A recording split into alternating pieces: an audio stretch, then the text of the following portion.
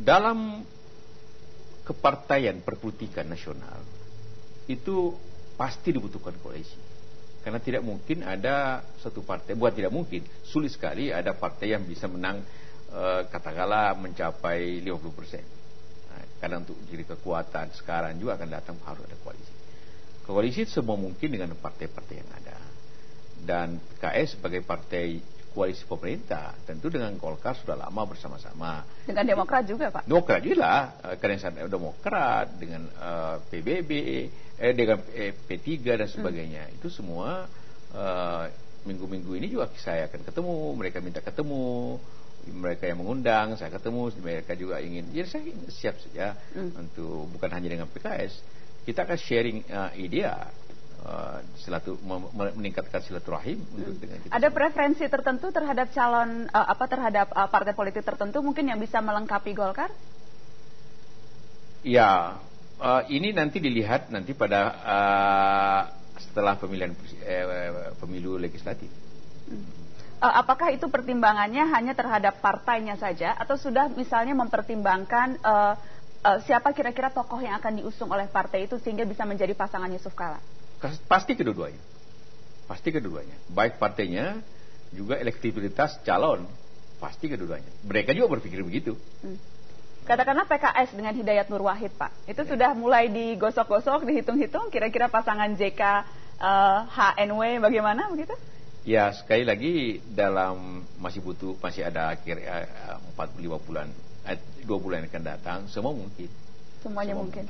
Pertimbangan-pertimbangan apa yang akan Pak Yusuf ambil atau faktor-faktor apa yang akan dipertimbangkan? Saya sempat bertanya ke SBY apakah memang pertimbangan-pertimbangan seperti Jawa, non-Jawa, kemudian sipil, militer dan sebagainya. Apakah memang hitungan matematika itu hitungan yang universal yang dipakai oleh semua politisi? Pasangan pada dasarnya harus memberi nilai tambah kedua-duanya. Kalau tidak bisa memberi nilai tambah, tentu tidak mempunyai. Karena yang penting menang dulu, ya. Harus memberikan nilai tambah kedua-duanya, harus membawa suara kedua-duanya. Jadi pasangan-pasangan dan juga harus saling melengkapi kalau sudah jadi. Jadi pasangan antara Jawa, luar Jawa, walaupun saya katakan tadi itu sangat penting. Perbedaan kultur, perbedaan cara leadership itu juga sangat penting untuk saling melengkapi. Jadi semuanya itu akan masuk pertimbangan. Iya.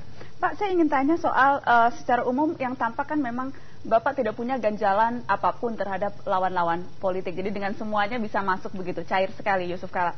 Tetapi khususnya Pak, dengan Ibu Mega, kita tahu sampai sekarang Ibu Mega dan SBY belum bertemu, tetapi Bapak malah waktu itu berlebaran di rumah Ibu Mega. Kenapa bisa sangat cair, beda dengan SBY? Saya selalu berpendapat begini.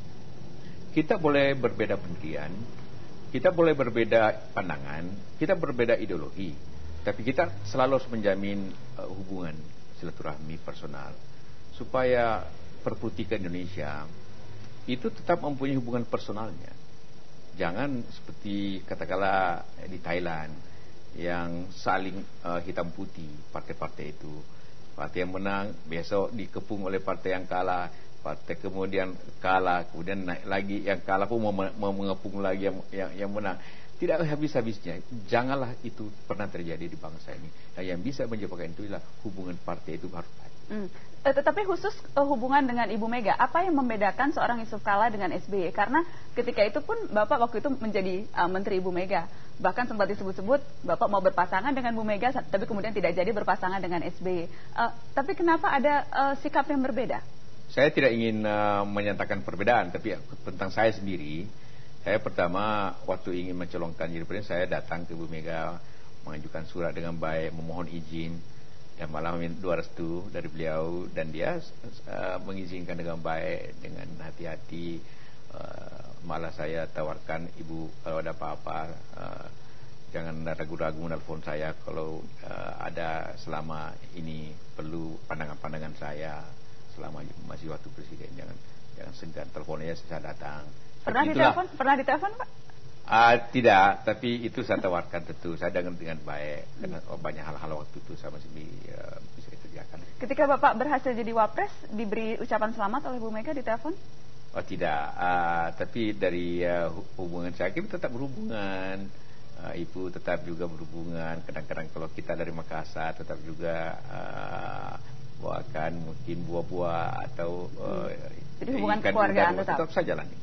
Tidak terputus hubungan itu. Seperti Anda katakan, ya Lebaran saya datang ke beliau.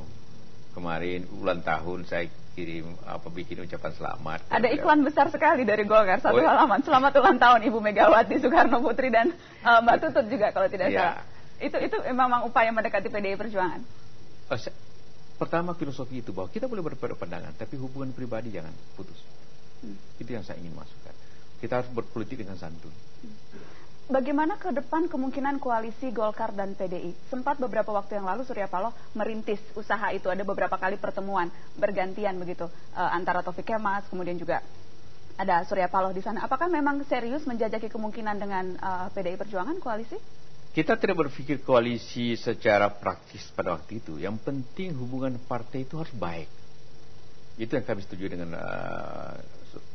Pak Bung Surya sebagai Ketua Dewan Penasihat.